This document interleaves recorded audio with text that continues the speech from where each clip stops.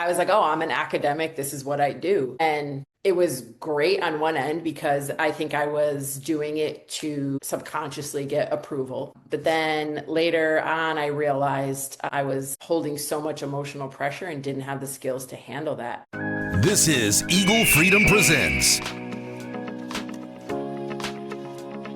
In school, did you ever wonder what it would be like, to be that dream student?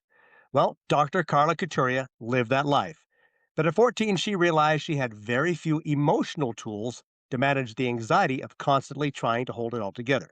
Today, she works with tweens, teens, young adults, and their families, move beyond what she calls success without self-cycle. It's the pattern where achievement grows while identity, emotional resilience, and self-worth quietly fall behind. And today, she has become the mentor she needed when she was 14. Dr. Carla Caturia, welcome to the show. Thank you so much for having me. I appreciate this. It's going to be awesome.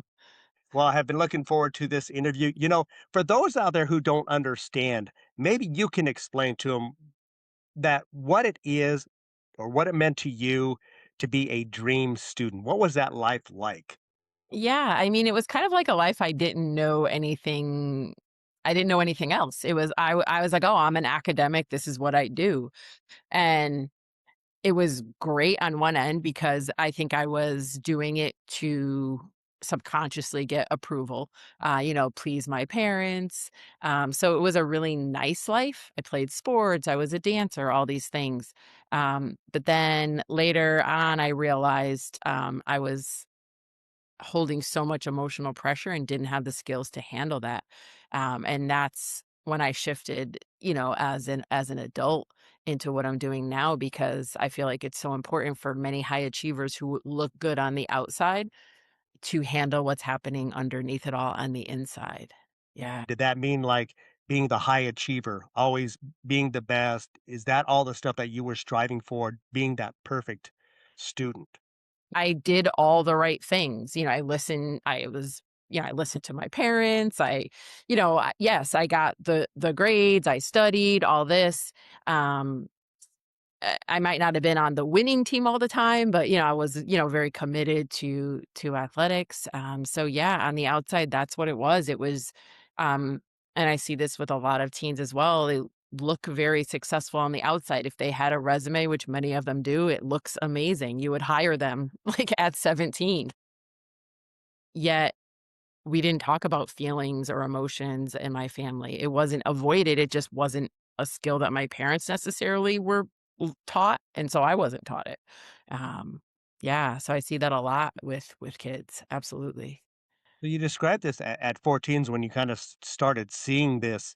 Was there a specific moment? Was there something that happened? Or was it something that eventually, over the course of time, that you realized, wait a minute, something's not quite right with the way that I'm handling things, the way I'm dealing with things? So when I was in it at 14, it wasn't comfortable. I would have meltdowns. I would be, crying, upset, all of these things. But I didn't think that was abnormal. I didn't know anything different. So it was like, "Oh, you're an emotional teen." Like, I guess that's what I thought, and there is something to be said about that. Yet, it wasn't until, I actually saw a video of myself, like, crying. I don't remember who took it or what happened, and I was an adult, and I was, like, not throwing a tantrum, but just kind of, like, seeing myself just in complete, like, emotional distress, and I was like, "I don't know that this is normal." I'm not saying you can't have negative emotions, I'm not saying any of that, I'm just saying to the level of which I was dealing with emotions and not having the skills to handle them, then, I kind of realized how I was being treated as a human, by many people. It wasn't their fault, it was what I was allowing. Like, I didn't have boundaries, I didn't have, you know, I guess, the self-respect to call into my life those people that do respect me and, treat me the way I should be treated. So, it was a bit later. Tell a little bit more about that because you say you like you didn't have you're this self-worth, you see yourself crying, you're like you mentioned, it's Mhm, normal, right? And life is normal, mhm. things happen, but there was something in there that just automatically that said, "Hey, this isn't right. What's happening is not what I think I'm supposed to be doing or how life's supposed to be." I think, like, as a career, I was really, I always gave everything I had, and I wasn't getting the recognition I needed. And by recognition, I don't mean I need awards or accolades, but I just didn't feel like I was fairly compensated, like for my time, whether it be monetarily, but also just I wasn't seeing the changes that I thought could occur if in education. So I felt like I was kind of like in my career, kind of like banging my head up against the wall, like putting in so much effort. And helped kids, but not to the level that I thought would really help kids. My relationship was I pretty much was not living authentic to who I am. Didn't realize that until later. And now it's kind of come full circle. Now I'm authentically living who I am. But in that relationship, it was no, I wasn't. I would often, blame or do like blame for others for my behavior. And I'm like, wait a minute, I'm actually creating these behaviors, and is this even who I wanna be? So I kinda, like, woke up and was like, "I don't know if I like who I am right now as far as career or relationships." So you saw it more Yeah. like along the lines of you weren't really kind of taking responsibility for yourself. Yeah, absolutely, absolutely. As you're going in through life and you get into a career working with students, you get into the education field. Talk a little bit about how you got into this education field, why you got into it, and then we're going to kind of delve into that transformation from working with the students on that level to discovering that there's more behind the students than just talking to them across the desk. It definitely, was the lack of taking responsibility, and actually, it's funny because that's what I see in a lot of my clients, so it mirrors what I was going through, and yeah, I really just I saw a lot of, anxiety, overwhelm, pressure that I had begun to work on myself maybe 5, 6 years ago, more in depth, and I was finding there was another way, and I didn't wanna see kids follow my path as far as I wanted them to achieve, I want them to accomplish things, I want them to do well, but I don't want them to wake up in their 40s, which many people do, and go like, "Who am I, and what am I doing, and do I even wanna do this career?" My dad said, "Be a dentist," so I was a dentist, and now I'm a dentist, and I don't even know that I like this. So, I wanted to be there to help families and help kids build better communication, find their purpose, and handle their emotions, things that I didn't know I needed when I was younger. You wanted to dive deeper beyond the students coming in, you're talking to them. You wanted to see what was causing their issues. What was the root of the problems that were existing that was causing this child, whether that's to, act out or not achieve as well as they could. You wanted to dig deeper to find out why. And I think a lot of it is them putting pressure on themselves and them and parents putting pressure on them as well.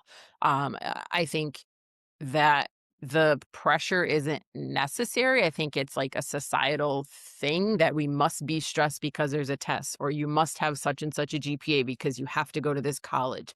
And I think there's that adds to it in addition to just not having tools to handle big emotions when they were younger. So like I have some younger kids, middle school and even younger than middle school, elementary, and them learning to cope with emotions is huge because you're not going to stop feeling fear or sadness or anger or any of those things.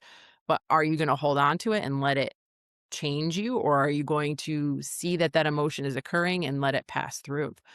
So I think it's they put the pressure on themselves. I think they don't know how to handle the big emotions. That brings up an interesting question. You say you're working with these younger kids. So Right. why do you feel it's important to work with this age group so young? What makes you want to reach out to them? So I initially didn't, to be honest with you. I'm a middle school, high school, college I'm a secondary person. Yet some of them asked for a coach, and some of their parents reached out to me, and I kind of was like, let me give it a shot. And I'm realizing that I, the younger the better. Can an 18-year-old, 17-year-old shift? Absolutely.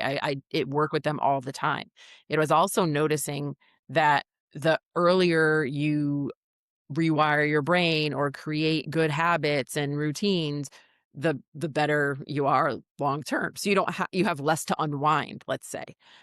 So that's, by 7 years old, they've kind of like formed who they are to an extent. And there's a lot of good there, but there's also some habits they may have, um, and ways of thinking they may have ingrained already. And we want to get that out as soon as possible to help them to live powerfully. Why do you think so many kids today put that pressure on themselves? I think it's multiple reasons. I think sometimes it's societal, like my neighbor, my friend, my classmate. It's in school. In school, we are rewarded for grades, GPAs, achievements. Um, I think sometimes it's just like an inner drive, which is a good thing. Like, I'm never going to not have an inner drive. It's just, can I balance it, and how appropriately can I handle it? And I think, one of my things always as a principal was I loved giving the awards to all the high achievers. Don't get me wrong, it was fantastic, but every award ceremony would have the same kids. And then I felt that the middle of the road kid who is probably getting A's and B's, B's and C's, working hard, might have a job, might do an activity, whatever it might be, but they aren't necessarily straight A's and going to Harvard, so they're not getting recognized for their effort. And I think that was a big thing for me that I kind of like tried to work through. Yeah, it was very hard to start a whole new initiative and all this. So I was like, what are we doing mentally for any kid support wise, and what are we doing for the kid that doesn't need to see the guidance counselor because there's not a problem per se, yet how can we help them to thrive and live more powerfully regardless of grades or achievement, just because they're great human beings. So it's like wanting to work with the average student. Right? The average student who doesn't go to the principal's office, who, like you said, is not that high achiever, doesn't, all this other stuff. They're just going through the daily life. You hardly ever see them. But yet, that from being an educator, you've realized that even those that are average, they need some attention. They need maybe some guidance that they don't even realize they need.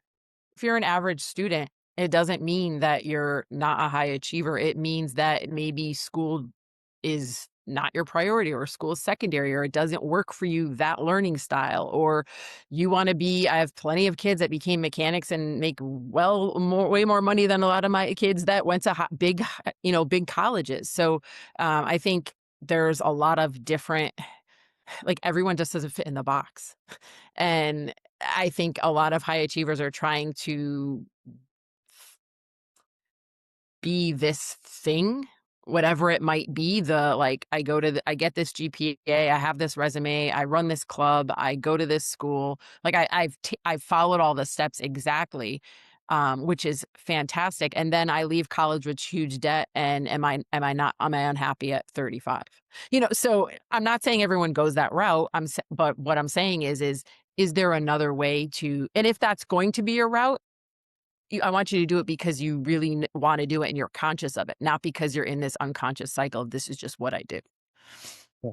So, in your experience between being an educator and then learning the things that, knowing now the things that you didn't know when you were growing up and having to deal with everything, there's also the side of learning how to balance life, right? Not just the academic, but what kind of advice do you have for, and I think it's different for tweens to teens, right? A balance between doing what you need to do for school and also having that balance with life in general. So you're not always constantly feeling like you're having to go all the time.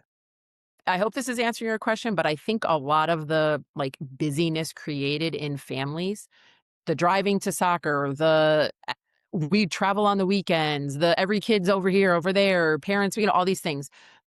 I think I appreciate it. I think it's amazing to provide your kids with the opportunities that either you may not have had, or just provide them with the opportunities. Yet, is this busy cycle that kids and families are living masking what they don't want to feel?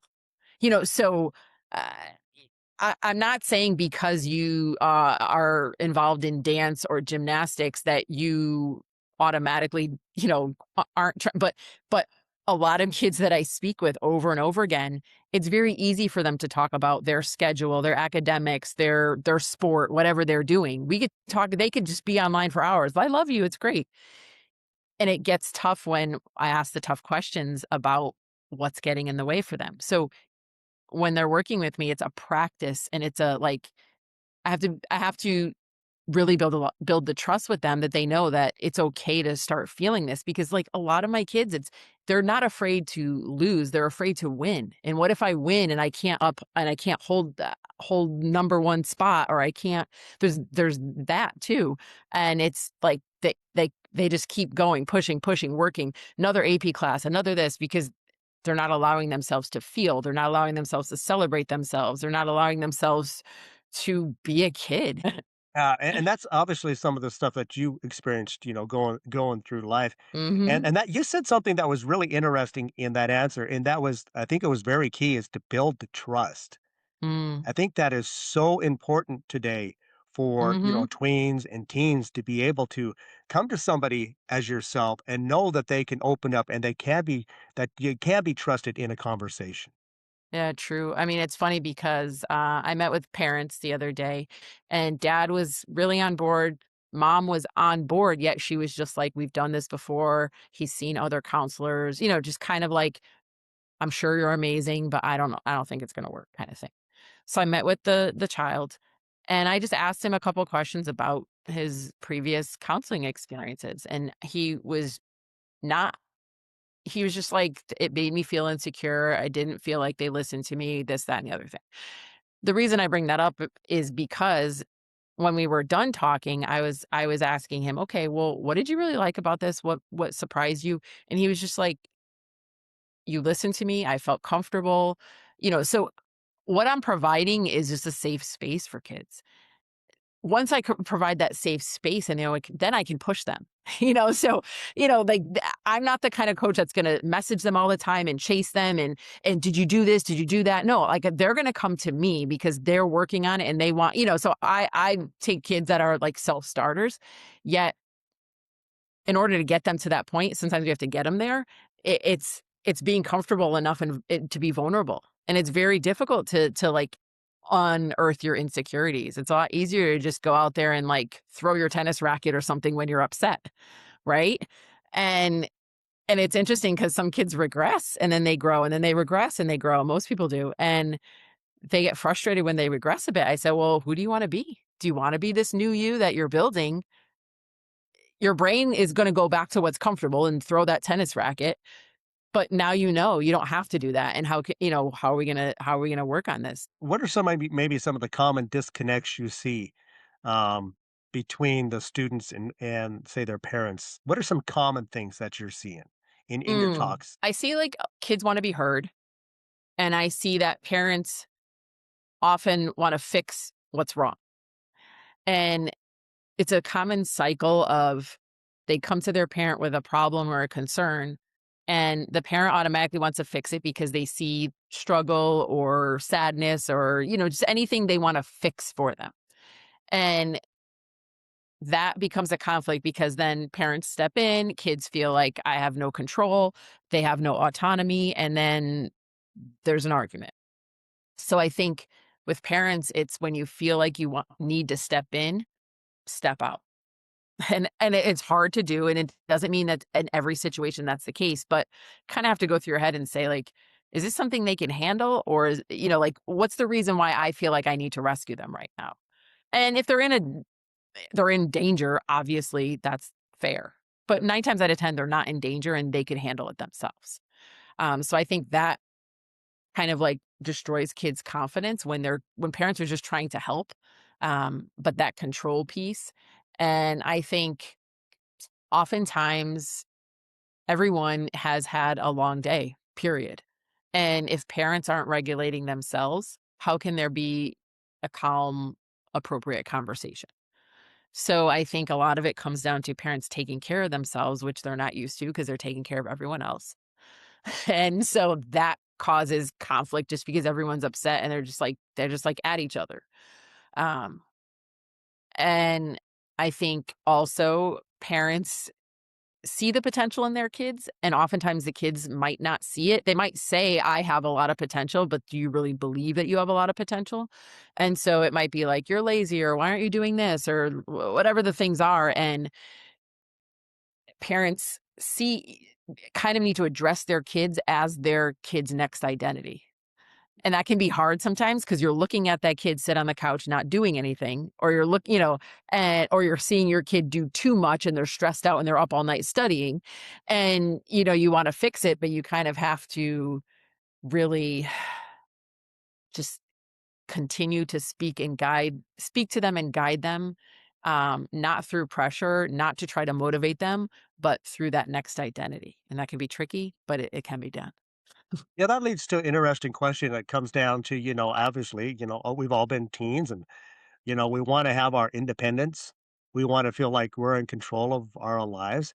So maybe you can talk to that briefly about Mhm. the independence and how important it is to let the teen feel some kind of independence in their life with guidelines. Yeah, and it's like you know your kid and you give them that independence as early as possible. So I have really healthy parents that I work with that are, like, no, these are your chores. It's on the list or the board or the calendar or whatever it is. And you need to do all this stuff before you get any time in your iPad. And that's kids in elementary. And and then they're kind of just like, you have these responsibilities. I'm not responsible for your emotions. I'm responsible for your putting food in the fridge and giving you a house to live in, but those are your emotions, those are your chores, and so they know what they need to do. And then I have other parents that it's very difficult because they don't give any autonomy, and they basically their kids can't even problem solve from themselves because they always look to their parent to figure it out for them. So you kind of have to find a balance that works for your family in between there. But and I use this example quite often. It's, you can give choice, like you have to do these tasks and you can do them whenever you want to do them today, but the expectation is that they be done.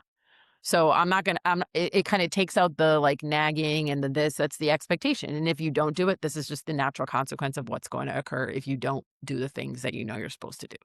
Or in our house, it's B's or above. That's the standard for school, and I'm not gonna be messaging your teachers, I'm not gonna be chasing after you, but I expect that you, every week, show me your grades and what you're doing and what's happening. And then if you need support, you can talk to me and we can work through that, but here's your expectation. It's just that's what it is, and this is your school is your job.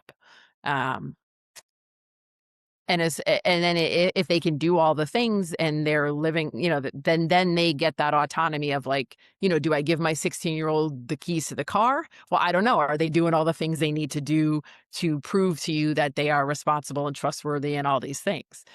So it's a fine line, but they kind of need to productively struggle and to fail in order to learn. Earlier you talked about when you were talking about the parents about, everything is so busy, right? Get to school, got after extracurricular activities, all this stuff. What are some things that because parents will go like I don't have time for self care. I mean, it's the last thing I don't even have time to even think about myself right now because I'm so busy. But what are maybe some simple things that some of the parents that are so busy that don't think they have time can actually do that will help them through the course of their day? I think it's a values-based, discussion. I think you can technically sit down, look at everything that you and your family do all week. Non-negotiables, like we have to go to work, okay, or they have to go to school. Yet, what in the 24-hour period, you know, I guarantee if you were to look at all the things that it are happening, that you could find 15 minutes to meditate. You could find a half an hour to go for a walk. You could, I think the time is in there. I think we sometimes don't think we have the time, and that's the story we keep telling ourselves, but it's a values-based discussion because if you value yourself, your family, your health, all these things, then you will find that time. We can sit down and do that. I can look at your calendar with you, but you, in order to do that, your values have to be in alignment with your actions. And so are you actually prioritizing yourself and your family above, I don't know, everyone joins this lacrosse team, so let's go on the travel lacrosse team and do all the things that, and is this even what I want for my family? So I do know parents who are very clear about like the boundaries on social media, the things we do as a family, and they are living their life in connection with their values, not just saying I am healthy, but then taking their kids to Chick-fil-A every day and just rushing through and not going to the gym. So are your values in alignment with what I would see in your daily routine? You talk about 4 pillars, in your training, that make up RISE. Can you touch on those 4 pillars? So RISE is resiliency, identity, self-confidence, and emotional regulation. So I think it all starts with emotional regulation. If you can handle your emotions, you become more powerful. Like you give away your power if you can't handle your emotions. So as kids begin to handle their emotions, they become more confident. And as they become more confident, they become more resilient because they believe in themselves. They know they can do hard things. They start to take more risks. So as they build up their confidence and their resiliency, they then begin to shift into their next identity. And that's a more powerful version of themselves, a more grounded version of themselves, a happier version of themselves. So those 4 pillars really encompass what we do. Tell us how you actually became, this elite peak performance coach. Tell us about this journey and where you decided that, I want to do this. 6 years before I even left my position, I was like, I just feel like there's more for me out there. I feel I can help families more. I feel like there's more than me uh, pushing these papers around. I just didn't know what it was going to be. Then I started to go through my process of transformation, divorce, all these things. And I just noticed that I had done therapy for years, great, nice therapists. Saw some growth, yet it's just I didn't see exponential growth until I got myself coaches. I got a relationship coach. I got a business coach. I had, coaches for various reasons. I was reconnected to my faith based upon what I did within a coaching program. Just very very useful. And I said, well, this is the answer. This is what families need. Like I want to coach kids, and uh, that's what I know is going to work. I know what's authentic to me. I know I'm good at it. I know I can move kids. I can support families. So then I just now like all I consume is coaching, research, anything I can. Uh, like my toolbox just keeps getting bigger and bigger because I'm absolutely obsessed in a good way with individually what I can do to help kids in general, and I have my frameworks and my things, yet I really dig in on an individual level, and kind of like I'm coaching the kid I was, is basically what it comes down to. Take us on that journey if you can, because we talked about you being in this career of Mhm, education, and you decide you're going to step away from, you got a secure job. You're good. You got a mhm, great job, and you make this transition from that to doing things on your own. Talk about mhm. that transition and kind of what you were going through at that moment. I mean, because I'm sure that with anybody that's starting their own kind of business, there's fear, there's anxiety. Am I doing the right Yeah. thing? Am I right? So tell us about that journey.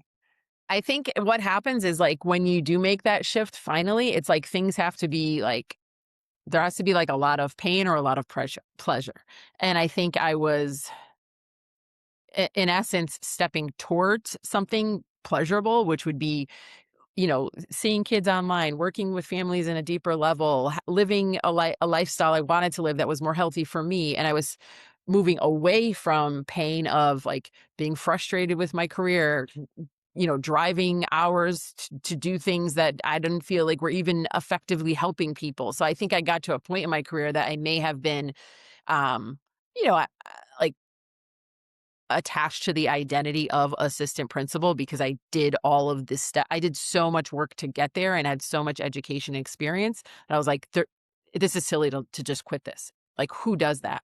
So I was like, okay, well, how can I use what I already know to what can I create that is gonna make sense for families and that's also gonna be healthy for me? And I think it just got to the point where I didn't wanna be the person that woke up and was negative at my job, and, that's just not who I was. I'm just a really uplifting type of person, and I was just becoming that person, and I was like, "I'm not gonna let this take me over." And that's kind of what happened. So I just took the leap and bet on myself. I was obviously a good bet. You've worked with what, over 10,000 students in your career, and maybe you can shed a little bit light on this. What's it feel like when you're working with one of these students and you go through a process, because your process isn't just a quick fix. It's a Mhm. long-term process. What's Mm. that feeling like when you see a student come in and they're really down, or they're really trying to start to change their life, and then you see that actually happening at the end? What's that feeling for you like? I mean, the transformation is everything. It's everything. I mean, any time I can celebrate a small win with them, literally, like, it could be the smallest thing in the world, we're celebrating.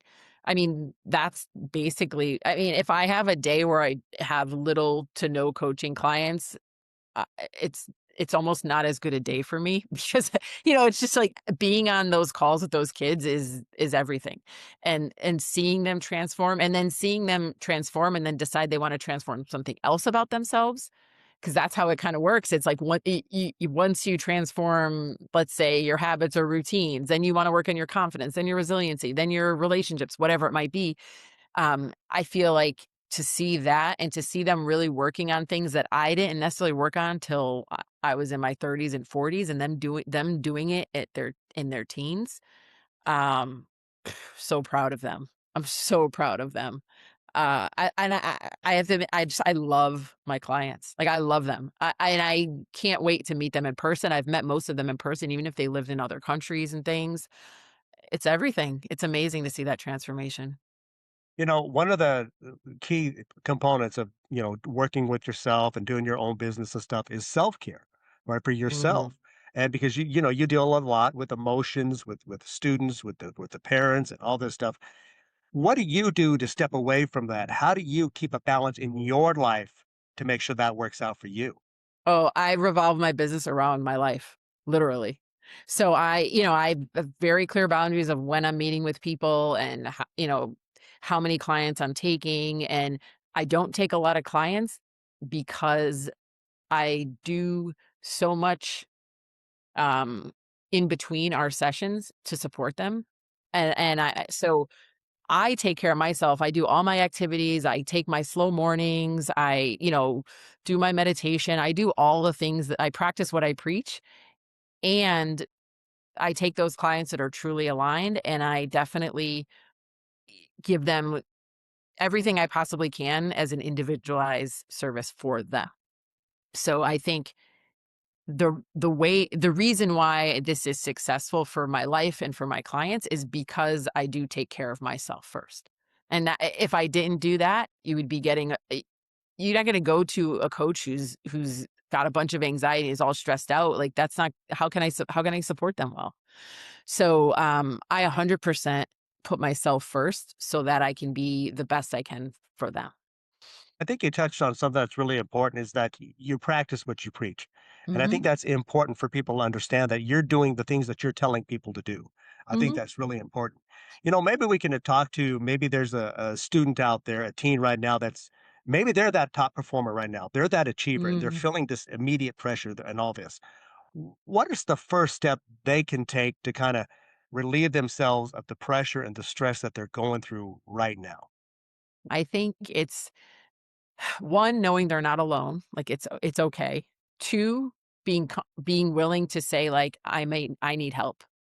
Not I need help forever, not that there's something wrong with me, not that but I'm just like everyone else, struggling through XYZ emotions and feelings, and it's okay for me to speak about it, to reach out to someone. And it's also I think they should be proud of themselves for starting to have the awareness. So once you have the awareness and you're not in denial and you're not thinking like, "Oh, everything's just fine," but the awareness then opens you up to, like, eventually having that vulnerability and that, like, "Okay, I wanna handle this for myself."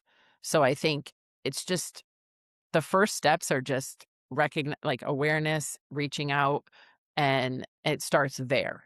Then it's putting in and knowing that you're going to have to put in work. And that's why a lot of people avoid it. You're going to have to put in work. Like you're not going to get abs because you went to the gym once. You're not going to get a new mindset because you watched one YouTube video.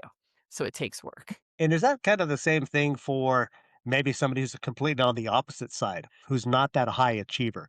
Maybe they're like, they're struggling. They just want to be, they want to know what it's like to be recognized. They want to be acknowledged. Is that kind of the same advice for them, or is there different advice for them? I think it's the same. I think maybe motivationally or, there's different things going on there if you're, achieving or not achieving. But I think that there's various reasons why they might not be achieving and it might not be that motivation is the reason why.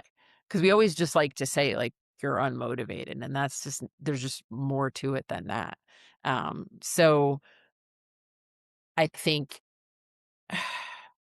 yeah, I think the emotional advice would be the same, but depending upon the child, there's a whole lot going on underneath it. If they wanted to reach out to you, what is something that would set you apart from other people? And I think from my perspective, from listening to our interview, it's the fact that you've dealt with students at the earliest levels in education. So you know what it's like for the to talk to these students. But I think from my perspective, it's that from all of your education and your background at 14, realizing that you needed these emotional tools, that you offer something of a personal value to these students. Is that sound Mhm. right? Definitely, like, I've gone through it myself and supported others through it, and what I have done to work on myself, I use with my clients, so it works, is basically what it comes down to. It doesn't work if you don't commit to yourself. So, I'm providing the support, the direction, the tools, the strategies, like, I'm here for you, and you have to be here for yourself. So, are you gonna take the responsibility, like we talked about at the beginning here, for your emotions, your thoughts, your feelings, whatever it might be? Because that's the only way that you're gonna then grow and step into your next identity. So I'm here for you, but you have to be here for yourself. We've touched on a lot of stuff. Is there anything that we haven't touched on that you want to make sure that our audience understands about your coaching, about what it is that you do, or just about, going through the struggles that these preteens, these tweens, that are going through? Is there anything you want them to know? To teenagers, I know a lot of teens are like, "My parents don't understand." And the answer is that they do understand. They just don't know how to show you that they understand. You know? So they might not be listening to you. They might not be responding the way that you feel understood. And to parents, um, to have grace with themselves. You've lived a certain way, you've parented a certain way, the way that you were parented and what you know. And a lot of that is really good. And there are parts that it's okay to admit you want to tweak. And the fact that you are doing anything, something to improve is great. So, I support the whole family, and I'm here to meet you where you're at and get you to where you wanna be. That's what it comes Awesome. down That's to, awesome. yeah. That's awesome. Well, how can people reach out to you? How can they connect with you and Yeah. find out more about your program? Social media is the best place. It's just under my name, Dr. Carla Caturia on Instagram and Facebook is where I'm pretty active, and I have a YouTube as well. One final question for you before we get out of here. As you know, the name of the podcast is Eagle Freedom Presents, and freedom means something to everybody else. And everybody's Mhm. definition is different around the world. So, to you, what does freedom mean to you? Mm. Yeah, freedom is basically doing what I want when I want. And that isn't to mean to disregard anyone else, but free to, think as I want to think, feel as I want to feel. But I think in order to be free, you have to give yourself that permission. And yeah, just creating your own reality. That's what it means to me. Well, Dr. Carla Caturia, we want to thank you very much for spending time with us, educating us on, the things of what's going on in the world today with kids and the fact that, and I want to give you kudos too for being willing to work with the students and the families to find the core issues of what's going on and help them make this transition from the struggles like you were going through to moving on to a better and happier life. So I thank you for your time. I appreciate that. And thank you so much for having me on. I really love the time together. And for the audience out there, what is your key takeaway from today's interview with Dr. Katuria? Make sure to drop it in the comments and also reach out to Dr. Katuria so she can help guide you as well. And remember that you too can rise, inspire, and overcome. God bless.